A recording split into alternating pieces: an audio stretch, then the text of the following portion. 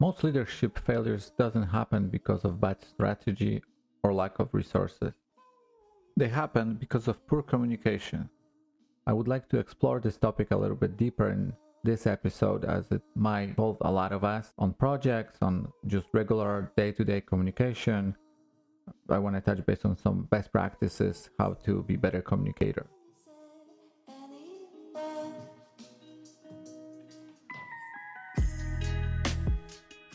I'm Greg Mishtihovsky, and this is the Uncover Leadership Podcast. For over 15 years, I've been leading teams, and my mission is simple: to share my experience so you can grow on your own leadership journey. Each episode, I'll bring you some practical tips, real world insights, and lessons from my path to help guide yours. So listen in. Let's uncover leadership together. Let's start with a very important question. Why communication is the core of leadership? Among some other core values that we need to include. In leadership, communication is 80% of your role. Setting up vision, aligning people together, and inspiring them to action. Poor communication can create confusions, that can create duplication of efforts, or even disengagement. But on the other hand, great communication, it creates clarity, it creates alignment, and it motivates the people to move forward and to give all from themselves, getting that clear vision in mind. This is why the vision and strategy, it's so important at the company. We need to communicate the big picture and let the people that work for the organization know why they're working, what's the big purpose of the company even existing on the market.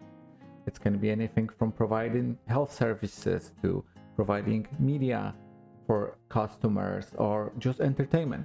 But there is a vision, right? This is what we want to do. This is what we were built or created to provide. And this is important on all levels. We coming a little bit down to overall alignment. We need to make sure that our teams, our peers, departments at the company, and all individuals are pulling in the same direction. Otherwise, it's going to create a chaos. Everyone going to go different ways. It's going to be creating a lot of duplication in the effort. It's going to be conflicting efforts. That's why it's so important for us as leaders to be clear and vision, mission, guidance. Where the communication is critical is the execution itself.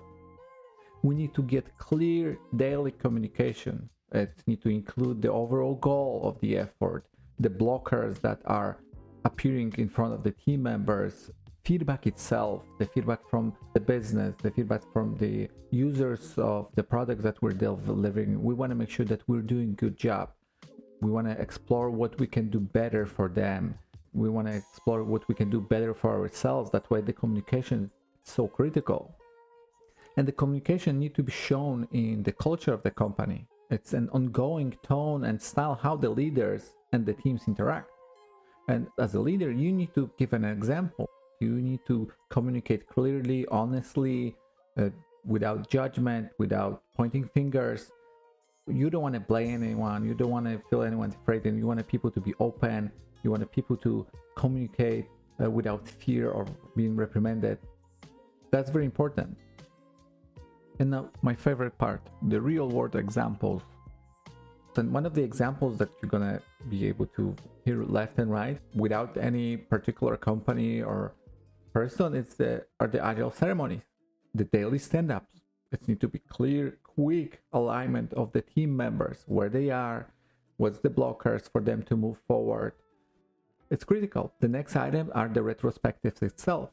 When the team is in alignment and they communicate openly and they have that feedback culture, they can grow, they can modify the procedures, they can modify the way how they address issues, they can modify the way how they review the code or check each other, how they support each other. That's very important.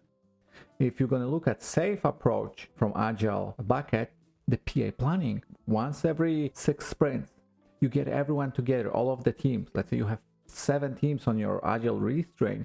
And you need to communicate the vision where we are going as a train, as a whole group. 7 teams, it's around 50 to 70 people. You need to make sure that the path where the team is going is communicated all the way downstream. Everyone on the train should know it, because there are multiple teams, multiple people, and you want to make sure that they are collaborating to create value for the business, for the customers. Other great example would be Google's Project Aristotle, where they studied over 180 teams. They found that number one factor in high performance was the psychological safety built through communication norms. Teams where everyone spoke in roughly equal measurement and listened actively were the most effective. The brilliance wasn't in the individual members of each team, it was in how the whole team, the people in that team members communicated and interacted. And that structure of conversations, so all voices are heard, drive the encouragement for everyone to give their best. Other example going to be from 1982, when the Tylenol crisis occurred, and Johnson & Johnson, when the cyanide-laced Tylenol killed 7 people, they communicated openly, quickly, and transparently, and that lead to pulling out 31 million of bottles, and they launched tamper-proofing packaging to make sure that it's never going to happen in the future. It went viral on TV, it went on TV to explain the steps what the company is doing to avoid any more deaths. And this crisis showed the importance of the communication, and it became a gold standard for corporate responsibility.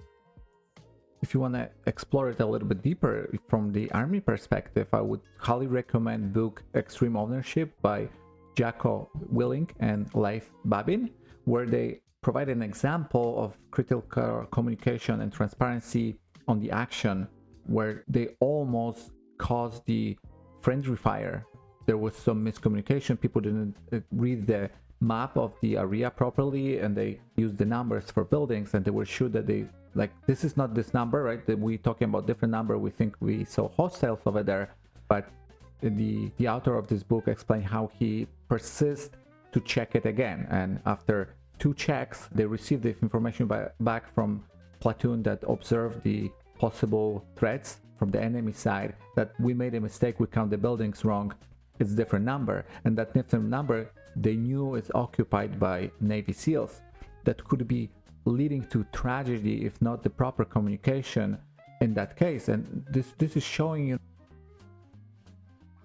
life or death situation where the communication not going to be clear and transparent. And getting that examples from real world, some of them really kind of scary if you think about it. People dying and then quick reaction of the company or the army communication that can, in the worst case, can lead to they're basically shooting their own people. That's kind of spark. We as leaders need to make sure that we're not going to make that failure. And what we can do in order to avoid it, number one, going to be always, we need to be active listeners. We need to focus when you talking with anyone, with your team members, with customers, with leaders at your company, actively listening to them. Make sure that you try to absorb the meaning of their words. What we usually do when someone's talking to us, we capture one item that we need to address and we're thinking about the response. So everything after portion of their communication, it's lost for us. We didn't pay attention. We already were thinking oh my God, we need to, let's say, explore that subject because it's going to be a huge risk for the future, where you going to fail to observe the other potential threats in the remaining part of the communication. When we communicate something to others, we quite often assume that people get it. We just told it to someone and we think they got it, and I gonna be blamed on that. I'm a usually fast talker, and I got from that it's easy, right? It's easy for you, it can be easy for me by coming up with something, proposition, idea, solution, anything. If you're coming with something like that, it's easy for you because you understand it. The other side not necessary, and we need to remember about it. And for me to kind of avoid getting into this trap, when we discuss some changes in the process, I make sure that I communicate it way ahead of time. This is what we're gonna do, And every week I'm providing feedback for the team, like how much progress I did, when they're going to be testing for them available, where the process changing, or we using different boards, or we changing Jira boards to act a little bit differently. We have a sandbox for them to test it, and everything is communicated to them clearly, because I want to make sure that they're mentally prepared for that, and when the times come, they're not gonna be surprised that something's happening.